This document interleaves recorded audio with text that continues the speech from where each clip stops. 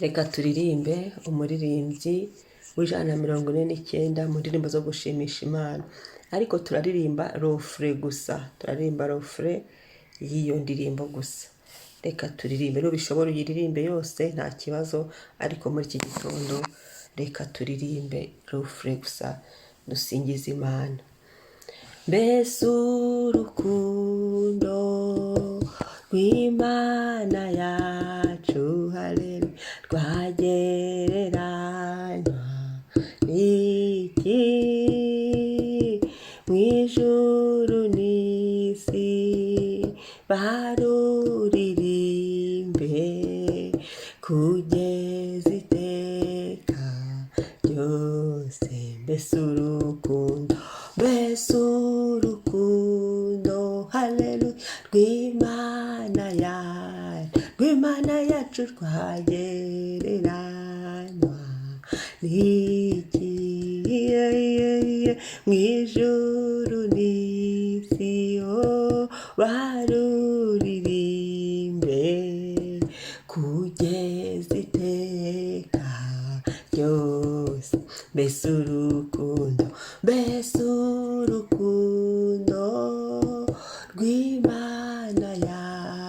rw'Imana yacu rwagereranywa n'iki? Mu ijuru n'isi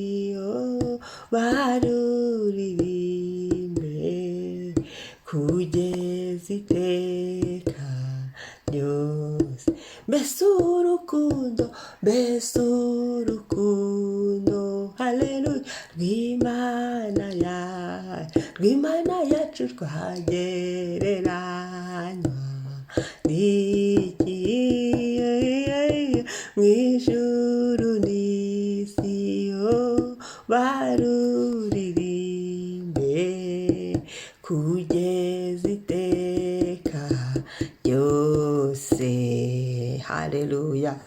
Turagushimiye Imana yaturemye, turagushimiye Imana idusubijemo umwuka ku buntu ngo duhumeke.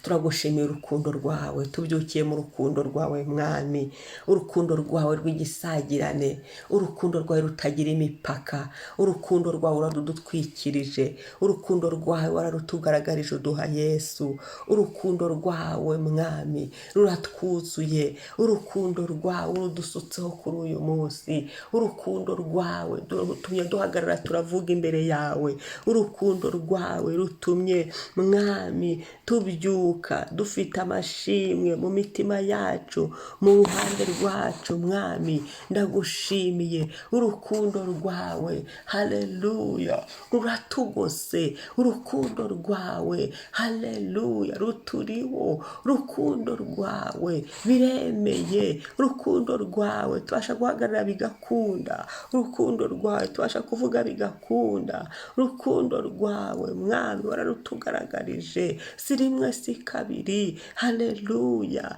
N'ubu tugendera mu rukundo rwawe, tuvugira mu rukundo rwawe, byose bibera mu rukundo rwawe.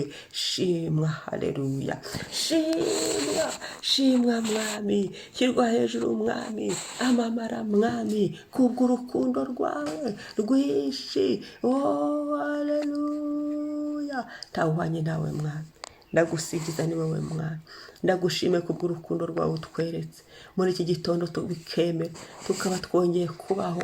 Uravuze ngo tubeho biremera muri urwo rukundo rwawe, muri izo mbabazi zawe, mu neza yawe Mwami. Ndagushimiye, haleluya. Shimwa Mwami kubw'urukundo nkunda, shimwa Mwami kubw'urukundo rwawe, oh urukundo rwawe Yesu.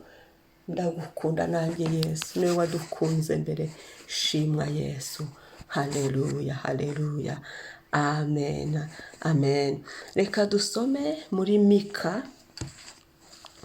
Mika igice cya 7 umurongo wa 7. Haravuga ngo ariko njyeweho nzahoza amaso kuwiteka, nzategereza Imana impagakiza, Imana yanjye izanyumvira. Amen. Ariko njyeweho nzahoza amaso kuwiteka, haleluya, nzategereza Imana impe agakiza, Imana yanjye izanyumvira. Haleluya, haleluya. muri iri jambo cyangwa no muri iki gitondo bishatse kuvuga iki? Ngo ariko ngeweho nzahoza amaso ku Uwiteka. Ni ukuvuga ngo ku Uwiteka niho honyine turebye, niho honyine dushyize ibyiringiro byacu, niho honyine dufite turangamiye. Kwizera kwacu kuri ku Uwiteka. Nzategereza Imana impagakiza. Hano harimo gutegereza Imana kuko niyo mukiza wacu. Hano harimo gutegereza Imana kuko niyo iduha agakiza gakwiriye. Hano harimo gutegereza Imana kuko niyo ifite gukiza gukwiriye ku buzima bwanjye, niyo izi bimfitiye umumaro. Imana yanjye izanyumvira. Haleluya. Imana yanjye izanyumvira muki? Izanyumvira mu byo nayibwiye, izanyumvira mu byo nasengeye, izanyumvira mu byo nayisabye. Niyo mpamvu nkunda kuvuga mu gitondo ngo fungura umunwa usenge, byuka usenge, haguruka usenge. Haleluya, haleluya.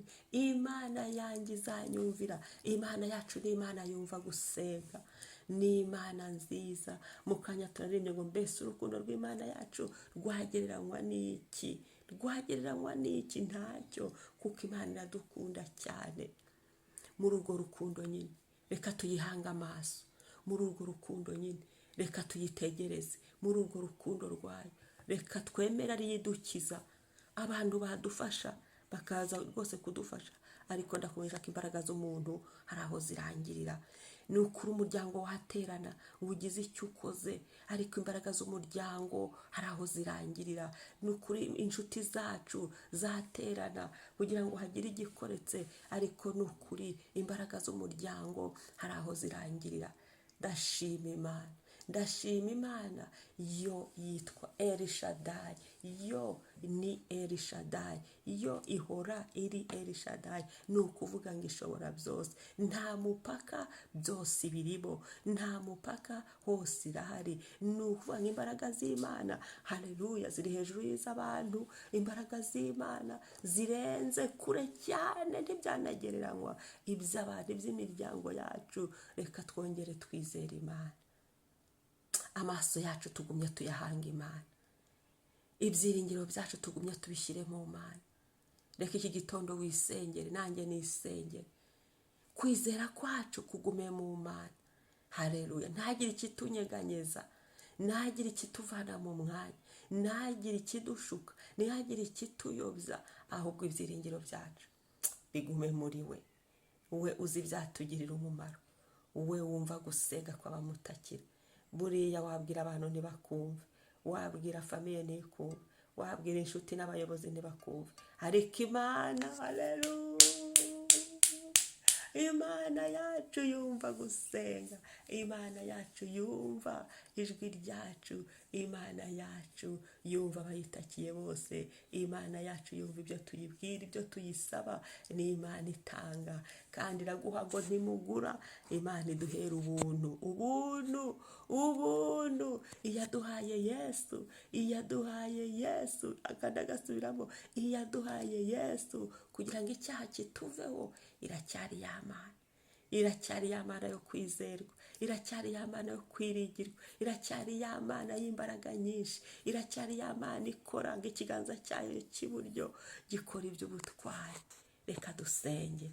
Mana, turagushimiye, turagushimiye Mwami. Amaso yacu tuyashyize kuri wowe uyu munsi, amaso yacu arangamiye wowe, amaso yacu ategereje wowe, amaso yacu Mwami, ibyiringiro byacu tubishyize muri wowe.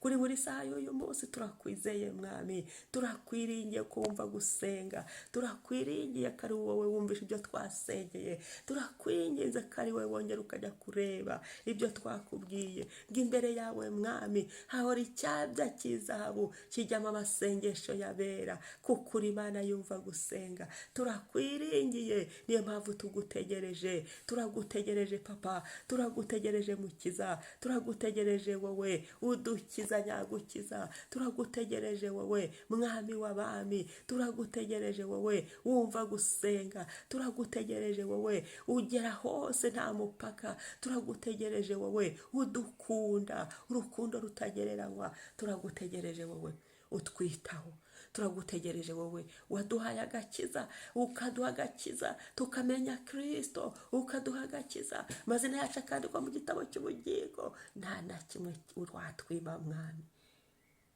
Ngo Mana uzatwumvira iki gitondo, twumvire iki gitondo, uratwumviye iki gitondo mwami, urakoze iki gitondo mwami, biragaragaye iki gitondo mwami, tukumve cyane iki gitondo papa, iki gitondo uratwumviye. Wumve gusaba kwacu, wumve kwinginga kwa buri wese, wumve gutaka kwa buri wese, wumve ibyo tukubwira biturutse ibwina mu mitima yacu. Haleluya, shimwa amamara kuri uyu munsi, urushaho kuganza buri saha y'uyu munsi, ufate kontrole ya buri kintu cyose. Dutwikirije amaraso ya Yesu ibyacu, dutwikirije amaraso ya Yesu imiryango yacu, dutwikirije amaraso ya Yesu natwe ubwacu, twitwikirije amaraso ya Yesu, turindwe imbere n'inyuma, imbere n'inyuma. Urakoze papa kuri buri saha y'uyu munsi, icyubahiro cyawe kiganza. Muri uku kugutegereza tugubwe neza, muri uku kugutegereza amaso yacu tugumye kuguhanga amaso, muri uku kugutegereza tugumye twumva ubuntu bwawe, muri uku kugutegereza tugumye tuguhimbaze, tukuririmbire, ni wowe mwami. Urakoze papa, uyu munsi uganze, utegeke hafi na kure, byose birakumvira. Amen, amen.